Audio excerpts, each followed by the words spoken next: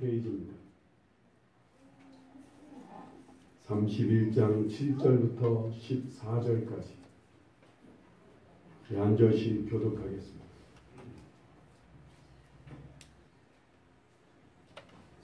여호와께서 이와 같이 말씀하시니라.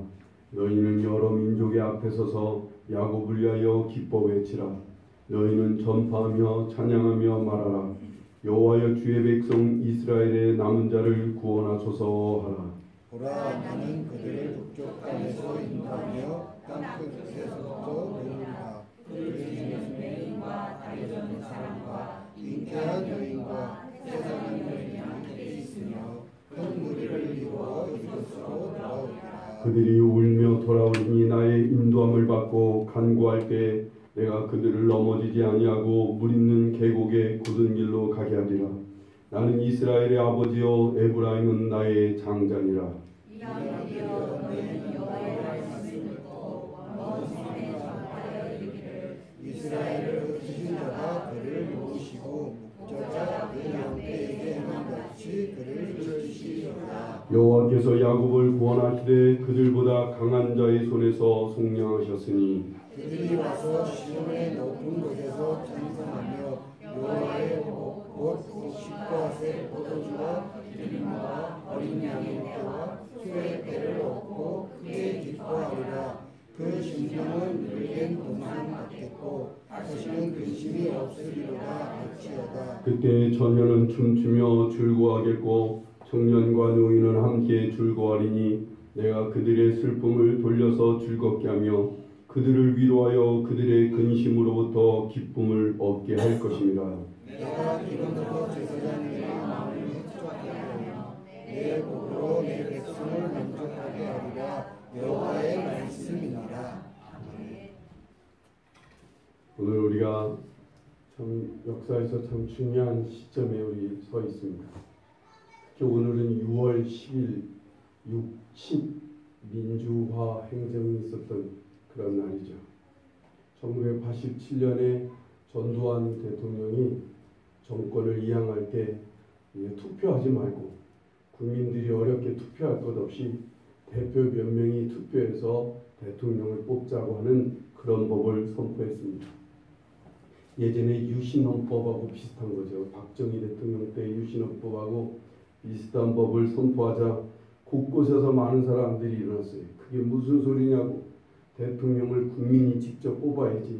이들끼리 뽑아서 이들이 원하는 사람한테만 주면 되겠느냐 하고 지금 막 국민들이 다 일어나서 몇십만 명이 온 서울이나 곳곳에 지방 곳곳에서 데모를 일으킨 끝에 6월 29일 날 드디어 항복을 하고 국민들이 직접 투표로 대통령을 뽑기로 하는 헌법을 다시 선포하게 되는 날이에요. 그런 과정에서 이한열, 박종철 이런 연세대 학생들이 체류탄에 맞고 고문으로 치사된 죽임을 당하는 그런 아픈 일이 있었던 날이 오늘 6월 10일입니다. 그런 중에 우리 내일 모레가 되면 6월 12일이죠. 우리 저기 싱가포르에서 북한의 김정은과 미국의 트럼프 대통령이 만나서 회담을 하게 됩니다. 이번 회담을 통해서 한쪽에서는 비핵화 선언을 하게 되고 한쪽에서는 전쟁 종언을 선언하고 이런 회담이 이루어질 것이라고 지금 기대하고 있어요. 이런 속에서 남북의 평화가 이루어지고 남북의 경제 협력도 이루어져서 아마 이제 남과 북이 특히 북한 땅이 상당히 많이 풀려지고 많은 경제적인 발전이 이루어질 것을 기대하고 있습니다. 또 6월 13일 날 그 다음 날은 또 투표를 통해서 우리 이 땅에서 중요한 사람들을 뽑게 되는데 이번 6월 13일의 투표는 특히 의미가 있는 게 이제까지 해방 이후로 제가 머리털라서 지금까지 선거를 해봤습니다만 빨갱이라는 얘기가 안 나온 적이 없었어요. 근데 이번에 최초로 빨갱이라는 얘기 없이 그러니까 이념 대립 없이 처음으로 사람을 보고 사람을 뽑는 인물의 댐댐이를 보고 사람을 뽑고 당을 보고 사람을 뽑는 최초의 투표이기도 합니다. 여러분 그걸 잘 못 느끼시죠? 빨갱이 얘기가 처음으로 없었던 선거입니다. 이번 선거가. 어디를 봐도 빨갱이 얘기가 없었어요. 이전 선거에서는 을에 나오는 얘기는 빨갱이였어요. 아무개는 빨갱이였다는 둥, 아무개 아버지는 빨갱이였다는 둥, 뭐 이런 얘기가 계속 나왔는데 이번에는 처음으로 이념적인 얘기가 없는 그런 투표가 6월 13일에 투표입니다. 그 다음 날은 무슨 일이 있을까요? 6월 14일 날은 무슨 일이 있어요? 러시아에서 월드컵 시작합니다. 월드컵 세계 축구대회가 열립니다. 난리 났습니다. 지금 많은 또 우리 젊은이들이 붉은 악마 옷을 입고 그리고는 또 곳곳에서 모여서 대한민국 외칠 날이 멀지 않았습니다. 더군다나 16강에 들기만 하면 우리나라는 뒤집어질 겁니다. 뭐 이런 일들을 앞두고 있는 아주 중요한 시간에 우리가 지금 서 있습니다. 사람들은 투표를 통해서 아니면 남과 북미 회담을 통해서 이 나라가 좀 더 잘 될 거라고 기대합니다. 우리가 잘 될 거라고 기대하는 것은 다 뭐에 대한 기대예요? 경제가 잘 될 거라고 하는 기대, 좀 더 잘 살게 될 거라고 하는 기대가 지금 많이 있습니다. 아마 이런 것을 지금 기대하고 꿈꾸며 이제 북한 땅이 열리기만 해봐라, 내가 막 당장 달려가서 돈을 다 끌어모으리라 생각하는 사람도 있을지 모릅니다. 그런데 저 바닥에 있는 우리 국민들은 그런 거 큰 기대하지 않아요. 뭐 그런다고 뭐가 달라지겠어요? 그럼 뭐 북한하고 미국이 회담한다고 어머 이 나라에 뭐 그냥 투표를 통해서 일꾼을 도의원 시의원을 뽑는다고 뭐가 달라지겠어요?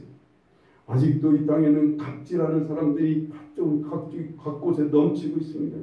빈부격차를 넘어서 이 땅에는요 금수저와 흙수저로 나뉘어져 아예 신분 사회가 되고 있는 그런 모습이 되고 있습니다. 이제는 범죄는 날로 악해져 가고요, 실업률은 높아져 가고, 결혼율과 출산율은 점점 떨어져 가고, 여기저기 막히고 썩고 부패한 일들은 좀처럼 해결되지 않습니다. 적폐청산을 해야 된다고 아무리 얘기를 해도 곳곳을 가로막고 있었던 썩은 부분들이 그렇게 쉽게 도려내지지를 않아요. 그래서 국민들의 삶은 피로로 와닿게 별로 달라지는 게 없어 보이는 것입니다. 이러다 보니까 종교나 경제나 정치나 곳곳에서 마녀사냥이 넘치고 있어요. 동성애 우리 기독교인들은 어디에다 지금 화살을 돌리냐면 동성애자들 때문에 화살을 돌리고 있습니다. 이 동성애자들 때문에 하나님의 진노가 임하고 하나님의 벌을 받아서 우리나라가 잘 안 된다고, 우리나라가 망할 거라고 막 얘기하는 사람도 있습니다. 어떤 사람들은 누구 때문에, 종북주의자들 때문에, 아니면 빨갱이들 때문에, 아니면 경제적인 사범들 때문에, 아니면 재벌들 때문에 이 나라가 망한다고, 이 나라가 누구 때문에, 성폭력자들 때문에 이 땅이 망하고 있다고, 이 땅이 잘못되고 있다고 정죄하는 사람들이 넘치고 있습니다. 신문을 봐도 TV를 봐도 다 정죄하는 소리, 다 누구 때문에 안 된다고 하는 소리, 누구 때문에 이 나라 망하고 있다는 얘기들을 참 많이 해요. 이런 이 나라의 한 구석에 우리가 서 있어야지. 매우 중요하고 커다란 문제의 한 중간에 우리가 지금 살고 있다는 거예요. 이런 우리에게 하나님께서는 뭐 어떻게 하기를 원하실까요? 이 중요한 시점에 서 있는 우리 하나님의 백성들은 어떤 삶을 살기를 원하실까요? 하나님은 우리에게 무엇을 말씀하실까? 저도 내심 궁금하고 저도 기다려졌습니다. 하나님께서 하나님의 뜻은 무엇일까? 이 중요한 시점에 하나님의 백성들, 아니 넓게 생각할 것 없이 사과나무 교회 성도인 오늘 우리에게 하나님 무엇을 원하실까? 어떻게 살기를 원하실까? 어떻게 사는 것이 잘 사는 것일까요? 하나님 앞에 묻지 않을 수가 없습니다. 하나님 오늘 우리에게 무엇을 말씀하실지, 이 중요한 삶 속에 이 중요한 시점에 있는 오늘 우리 한 사람 한 사람, 나 또한 하나님 우리에게 무엇을 말씀하시는지 기다렸어요. 오늘 말씀을 통해 하나님께서는요 우리에게 귀중한 약속과 부탁을 하시는 것 같았어요. 오늘 이 본문의 배경 설명을 저는 하지 않고 바로 말씀을 전하려고 합니다. 왜? 오늘 이 배경 설명 하나하나 거의 비슷한 상황이 있습니다. 거의 비슷한 상황에서 하나님이 주신 말씀인지라 배경 설명을 할 것 없이 바로 오늘 말씀을 바로 상고해 봤으면 좋겠습니다. 오늘 7절 말씀을 보세요. 7절 말씀에 여호와께서 이와 같이 말씀하시니라. 너희는 여러 민족의 앞에 서서 야곱을 위하여 기뻐 외치라. 너희는 전파하며 찬양하며 말하라. 여호와여 주의 백성 이스라엘의 남은 자를 구원하소서 하라 라고 말합니다. 너희는 여러 민족 앞에 서서 야곱을 위하여 기뻐 외치라는 거예요. 여기 야곱은 누구를 말해요? 하나님의 백성들을 얘기합니다. 하나님께서 구원해내신 하나님의 사람들을 말합니다. 왜 이 하나님의 사람들 향해서 왜 기뻐하라고 하시는 거예요? 8절 9절 말씀을 보세요. 보라 나는 그들을 북쪽 땅에서 인도하며 땅 끝에서부터 모으리라. 그들 중에는 맹인과 다리 저는 사람과 잉태한 여인과 해산하는 여인이 함께 있으며 큰 무리를 이루어 이곳으로 돌아오리라. 그들이 울며 돌아오리니 나의 인도함을 받고 간구할 때 내가 그들을 넘어지지 아니하고 물 있는 계곡의 곧은 길로 가게 하리라. 나는 이스라엘의 아버지요 에브라임은 나의 장자니라 라고 말씀합니다. 저는 우리 이 말씀을 읽으면서요 북한 땅의 백성들을 생각했어요. 북쪽 땅에서 인도하여 땅 끝에서 모으신다고 하는 이 말씀을 보고 북에 있는 백성도 이렇게 이끌어 주시면 참 좋겠다 그런 마음을 가졌습니다. 하지만 오늘 이 본문 말씀은 오늘 우리에게 주신 오늘 이미 우리에게 이루어진 사실들이에요. 하나님께서 우리 한 사람 한 사람을 불러 모으시고 돌아오게 하시고 인도하시고 넘어지지 않고 물이 있는 계곡의 곧은 길로 가게 하셔서 우리로 하여금 예수 그리스도를 믿고 하나님의 백성으로 하나님 백성 안에서 하나님 안에서 살게 하셨다 그 말입니다. 그래서 기뻐하라는 거예요. 그래서 하나님의 백성들아 크게 하나님을 향해 기뻐하라는 거예요. 우리는 이 땅 어딘가에서 죄에 눌리고 예전에는 사탄 마귀에 짓밟히면서 살아왔어요. 악한 마음과 악한 행실을 잉태한 그런 사람처럼 그래서 다리 절기도 하고 맹인이고 앞을 못 보고 악한 것을 잉태하고 악한 것을 해산하는 여인과 같은 그런 사람들이었어요. 그런데 하나님께서 이런 우리를 돌아오도록 인도하시고 넘어지지 않게 하시고 곧은 길을 가도록 이끄셨어요. 그래서 하나님의 자녀요, 그래서 하나님의 백성이요, 하나님 나라의 장자가 되게 하셨다 그 말입니다. 여러분, 장자라는 말이 우리는 현실을 별로 그렇게 크게 느껴지지 않지만 성경에서의 장자는 소위 이 부모의 재산을 다 물려받는 아들이에요. 이 하나님 나라를 물려받을 수 있는 장자가 되게 하셨다는 거예요.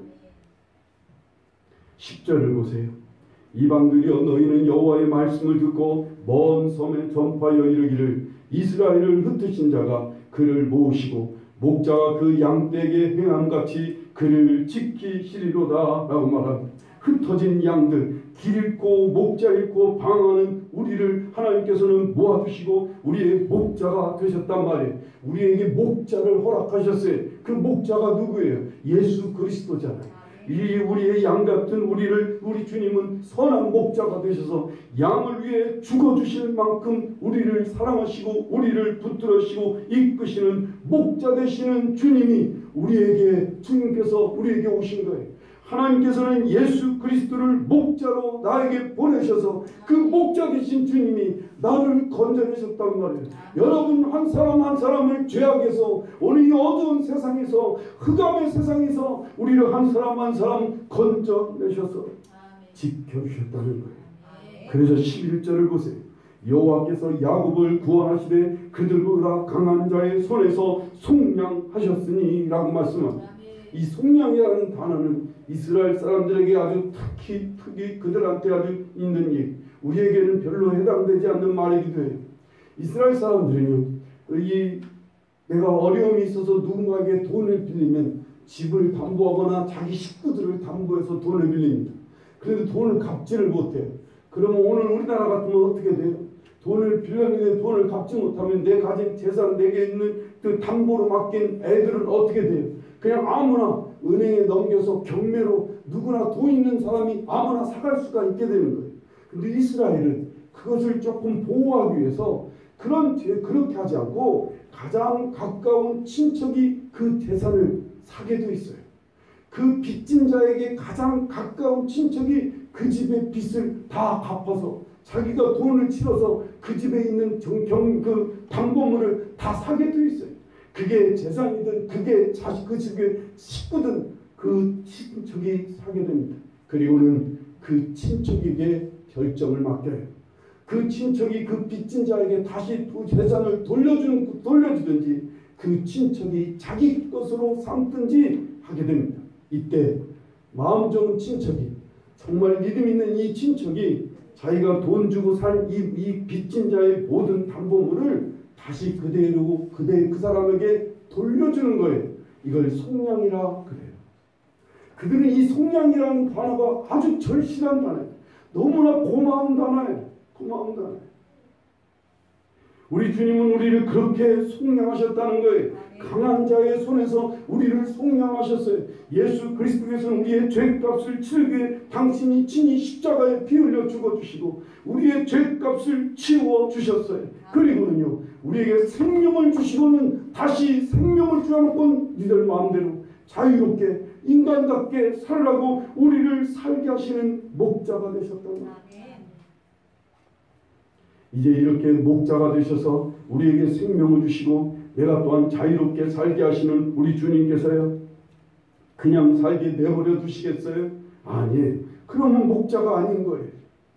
그래서 12절을 보세요. 그들이 와서 시온의 높은 곳에서 찬송하며 여호와의 곡식과 새 포도주와 기름과 어린 양의 떼와 소의 떼를 얻고 크게 기뻐하리라. 그 심령은 물된 동산 같겠고 다시는 근심이 없으리로다 할지어다 라고 말씀합니다. 첫째는 우리를 시온의 높은 곳에서 찬송하면서 살게 하신다는 거예요. 시온의 높은 곳은 예루살렘 성전을 말합니다. 예루살렘 성전에서 하나님을 찬송하면서 살게 하십니다. 여러분, 예루살렘에서 찬송하고 예배를 하려면 하나님께서 그 나라에 평안을 주셔야 돼요. 전쟁이 없게 하셔야 돼요. 그 땅에 양식을 풍성하게 주셔야만 하나님께 나와 찬송하고 예배할 수 있게 되는 거예요. 시온에서 찬송한다는 얘기는 하나님이 그 땅을 지켜주신다는 거예요.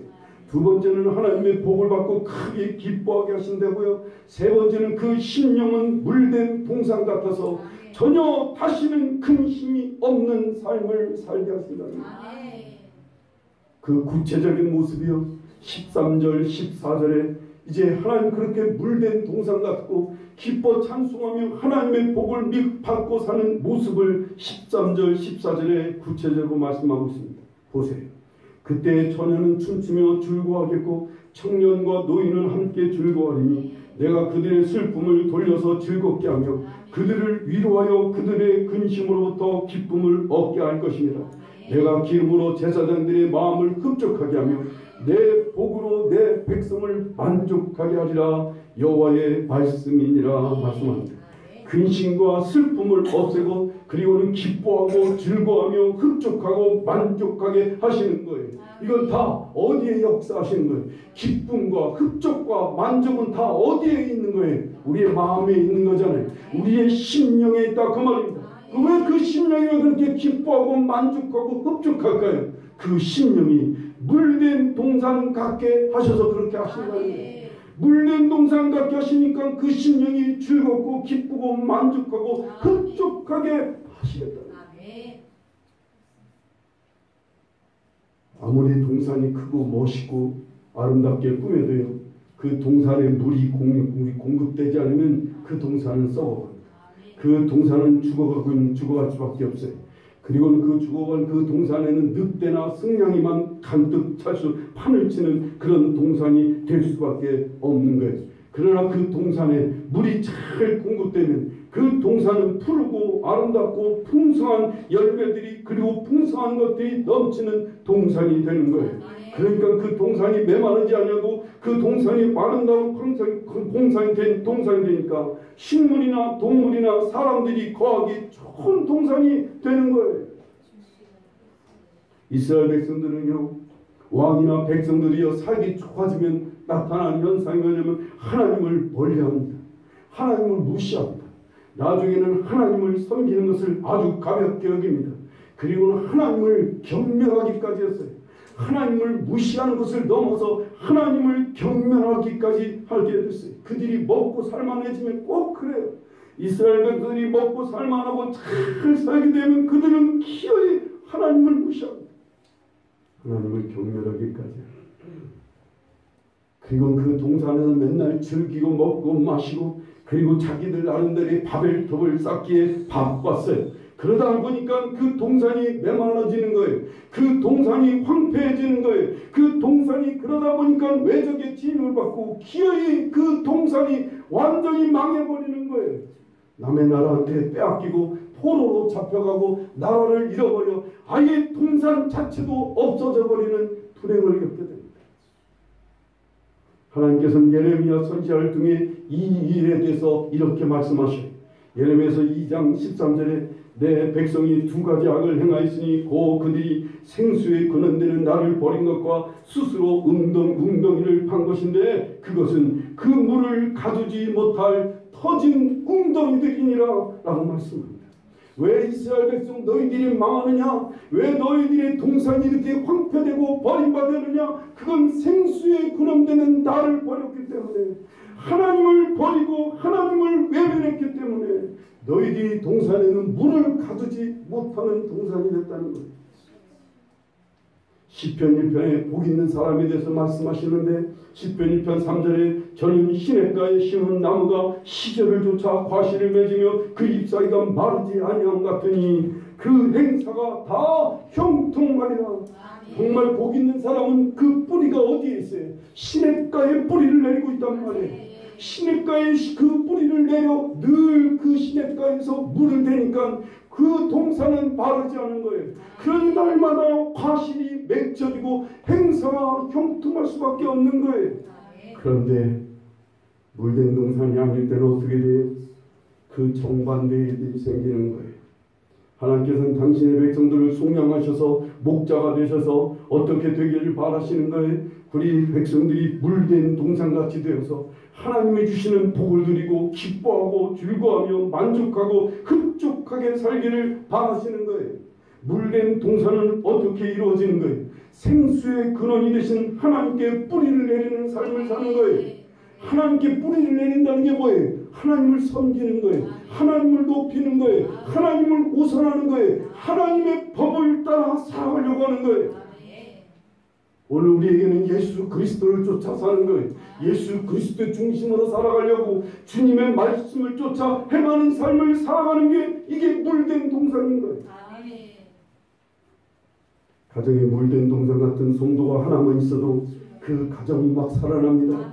예전에는 그 가정에 용서가 없어요. 양보가 없어요. 이기심만 가득해 있어요. 온 가족들이 방탕하고 조금씩 그런 가정들이요. 조금씩 이 물된 동산 같은 사람 하나가 그 안에 들어가면 조금씩 그 안에 용서라는 물이 들어가고 화합이라는 물이 들어가고 그 영납이라는 물이 들어가고 서로 양보하고 섬기고 사랑의 물이 조금씩 들어가 그 동산이 그 가정이라는 동산이 아름다운 동산으로 변할 수가 있게 되는 거예요.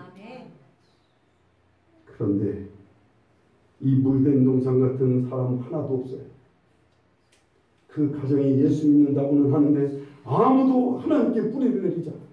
아무도 예수님께 뿌리 내리려고 힘쓰지 않으면 그 동산은 점점 메말라지고 더럽혀지고 악하고 더러운 것들이 판을 치게 됩니다. 용서하지 않고 화를 품게 되고 양보하지 않고 이기심으로 가득 찬 식구들로 가득 차서 맨날 싸움이 끝이지를 않은 거예요. 마귀가 들끓는 가정이 되는 거예요.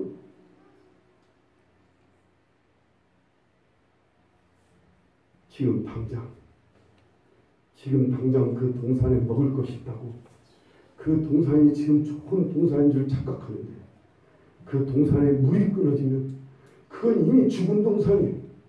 이제 죽을 거예요. 그건 뭐 앞이 훤히 내다보는 일이에요. 역사적으로 봐도 성경을 어디를 봐도 하나님과 끊어지면 하나님께 뿌리를 내리지 않으면 그 가정은 그 심령은 죽게 되어 있어요. 죽는 것으로 끝난 게 아니에요.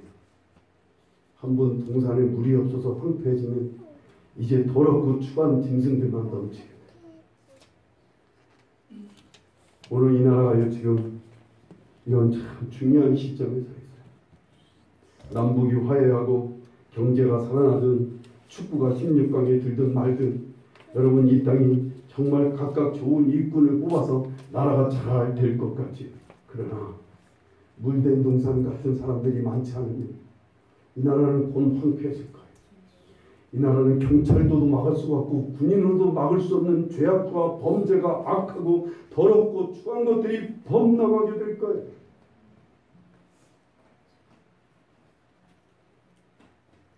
이 물된 동산 같은 사람이 없으면 남과 북이 화해를 하고 통일이 된다고 해도 서로 땅 뺏고 서로 자기 재산이라고 싸우고 지금 뭐 그러고 있다니까요. 벌써 이북에서 내려왔던 사람들은 지금 땅 문서 갖고 지금 자기 땅 차지하고 자기 집 차지하려고 지금 준비하고 있단 말이에요. 이미 재판을 걸어놓고 있어요. 자기 땅을 차지하려고. 정말 너무 복잡해요. 제가 봤어요. 제 속 생각으로는 통일이 안 됐으면 하는 마음이에요. 물된 동산 같은 사람이 지금 이 땅에 많지 않으면 이 나라는 정말로 걷잡을 수 없을 겁니다.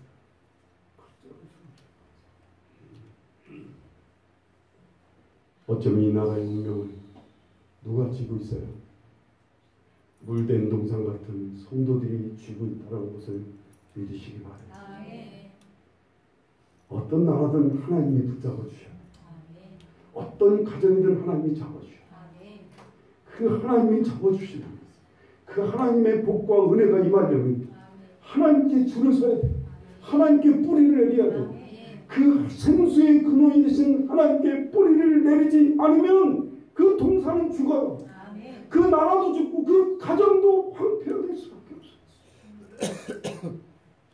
이 물된 동산 같은 성도가 많아질 때 이런 정말 성도들이 곳곳에 정치와 경제, 교육, 사회 곳곳에 이러한 성도들이 구석구석 들어가고 이러한 가정들이 구석구석 생겨질 때 이 나라는 정말 아름다운 동산이 되리라 믿습니다.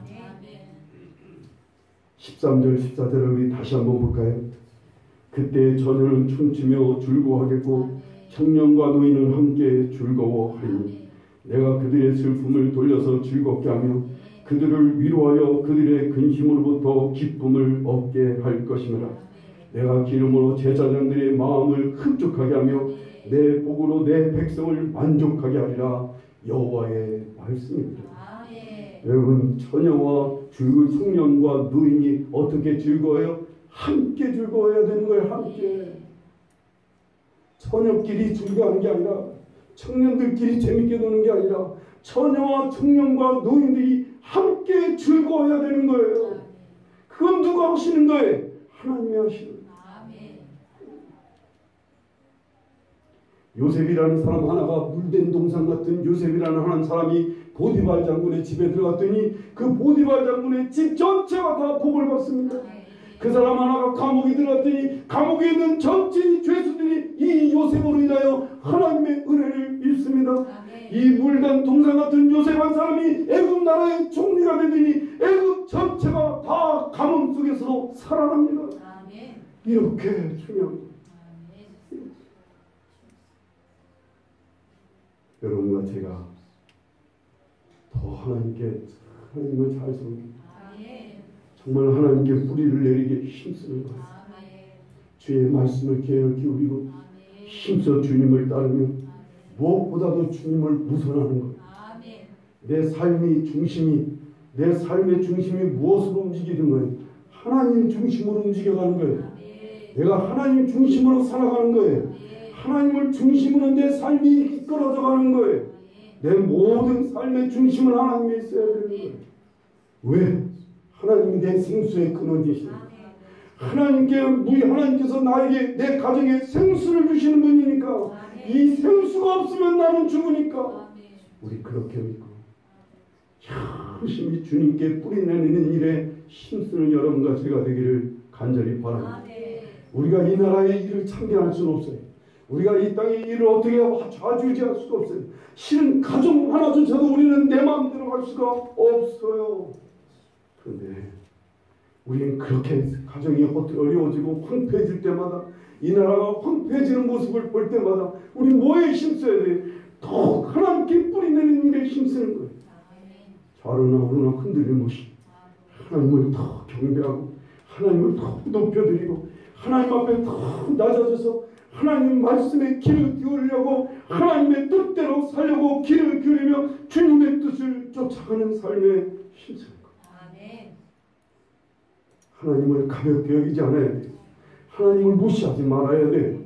내 일상의 일보다도 하나님 섬기는 일을 우선해야 돼요. 내 즐거움보다도 하나님 섬기는 일을 우선하는 일에 힘쓰는 거예요. 그렇게 하면 물된 동산이 되는 거예요. 나 하나가 물된 동산이 되면 우리 가정은 살아날 거예요. 나 하나가 물된 동산이 되고 우리가 물된 동산이 되면 이 호계동이 살아나고 갈산동이 살아날 거라고 믿습니다. 호계는 뭐 여기 홀산 호계동 갈산동에 사는 사람이 많지 않아. 우리가 물된 동산이 되면 이 나라가 이 물된 동산 같은 하나님의 사람들에게 복을 주시고 하나님의 사람들에게 은혜를 주셔서 하나님의 사람 주신 복으로 하나님의 사람들이 이 땅을 만족하고 흡족하게 하게 하실 거예요. 정말 중요합니다. 우린 정말 중요한 시점에 중요한 사람들이 이 나라의 흥망을 쥐고 있는 아주 중요한 사람들이 그 자리에 여러분들이 하나님을 잘 섬기는 하나님께 잘 뿌린다는 정말 물된 동산 같은 이 땅을 만들어갈 수 있기를 간절히 축원합니다.